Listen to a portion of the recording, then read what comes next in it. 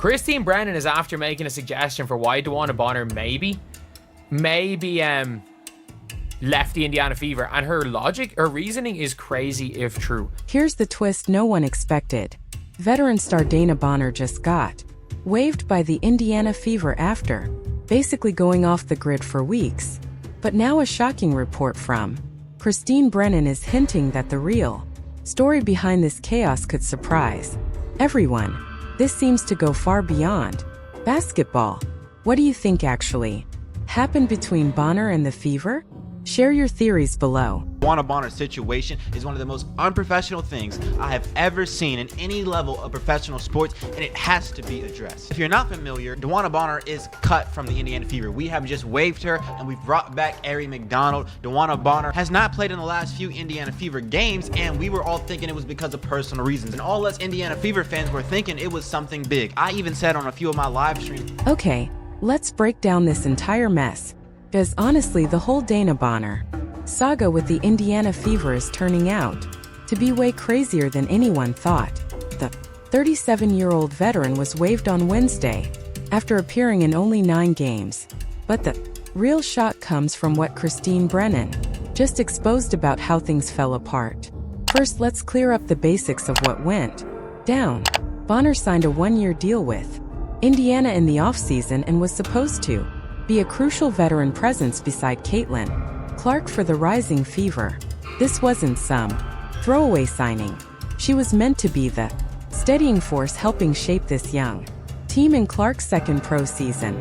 And this is where things get interesting. DeWanna Bonner had no intention of coming back to the Indiana Fever. So initially we were wondering, hey, what is the reason? And the media has been feeding us this lie. The main reason why DeWanna Bonner is dipping out is because she wants to be in a starting position, and maybe she's mad about Lexi Holt outperforming her. Maybe she's mad about the fact that she's not getting the position of Natasha Howard on the team, and she's just been benched because she has not been playing well. They've also been saying that the fit is not well because she's a very slow player in a team that likes to play really fast. These are good concerns, and these are true probably to a certain extent, but that's not the end of it. What they've been trying to hide is the fact that DeWanna Bonner is leaving to go play with her. According to several league insiders, DeWanna Bonner had zero intention of returning to suit up for the Fever, and she essentially vanished from team activities for weeks, citing personal matters before ultimately being cut. Players have clashed with teams before, but what Christine Brennan uncovered about this situation is on a completely different level.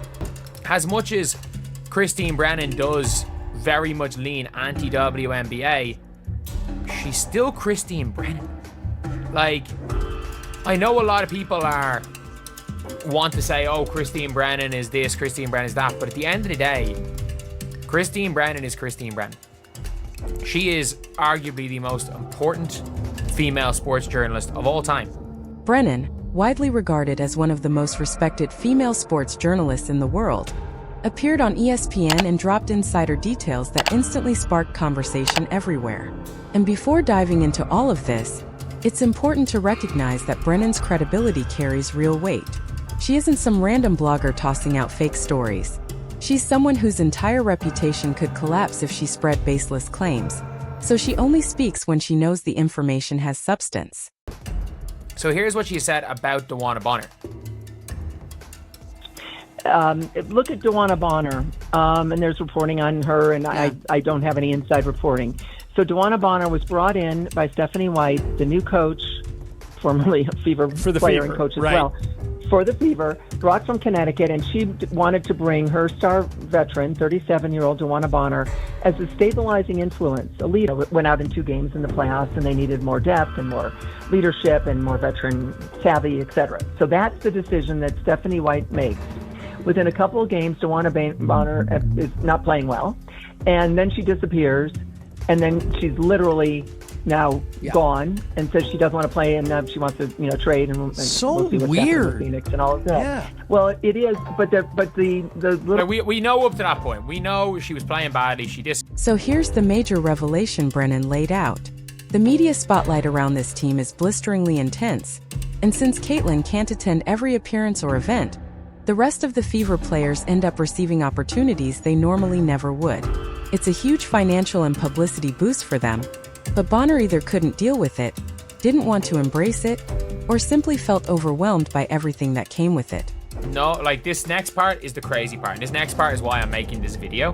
Because up to this point, from what Christine Brennan said, and this is Christine Brennan on ESPN LA, and it's a video titled Christine Brennan thinks Caitlin Clark can do the unthinkable. Little clue here.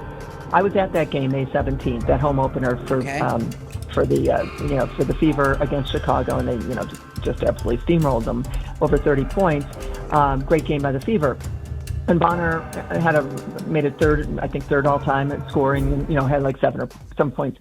Her interview right afterwards, it's a joyous moment, right? I mean, we've all seen these interviews. Mona, you've done them. I've done them. You're talking to the player. This is easy stuff. And she goes, I was shocked. She said at the crowd. I've never seen anything like this. Never experienced anything like this before. And I thought, what an interesting thing to say. Honest, yay, we love honesty. Yeah. But she's 37 and she's never seen anything like this. She meant it's 17,000 people, packed house, going crazy. They know their basketball, and they love you, and they love Caitlin, and they love everything about the team that Bonner is now on. Great, okay.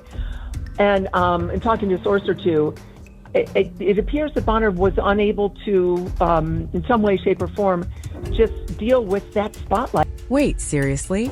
A veteran with 16 years in the league, multiple championships, and experience in countless high-pressure games reportedly couldn't handle the attention of playing alongside Caitlin Clark.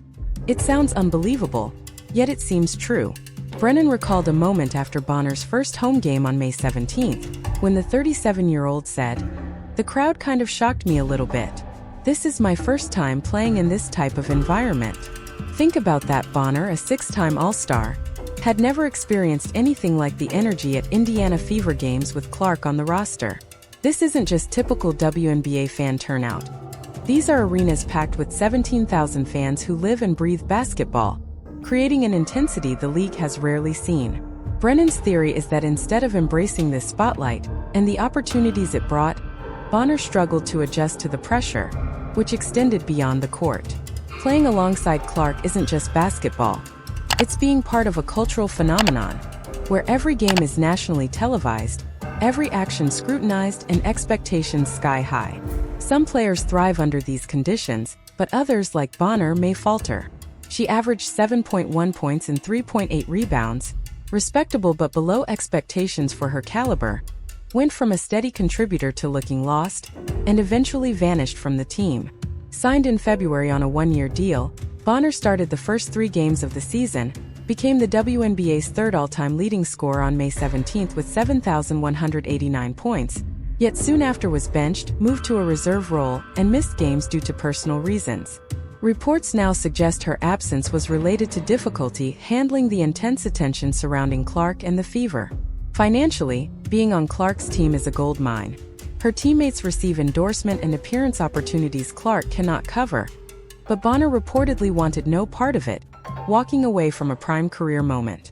Clark's games generate massive TV audiences, sell-out arenas, and unprecedented social media buzz, yet not everyone can operate in that environment. Clark had praised Bonner as a guiding veteran, but the pressure of her presence may have been too much. While some dismiss this as speculation, Brennan's credibility and the consistency of events, the crowd shock, performance decline, disappearance, support the idea that Bonner struggled with the spotlight. It's a reminder that the WNBA has changed dramatically due to Clark. Attention, scrutiny, and expectations are higher than ever. The Fever, who brought Bonner in to provide leadership, instead got 9 games of production and a lot of drama, later signing Ari McDonald to fill the gap. This scenario might not have occurred without Clark, illustrating how a generational talent can reshape team dynamics and league pressures. Beyond the Fever, this serves as a cautionary tale for veterans considering joining superstar-led teams. Exposure comes with enormous pressure. Ultimately, whether or not one believes Brennan's theory, the situation underscores how much the WNBA has evolved and how not every player is ready to navigate this new reality.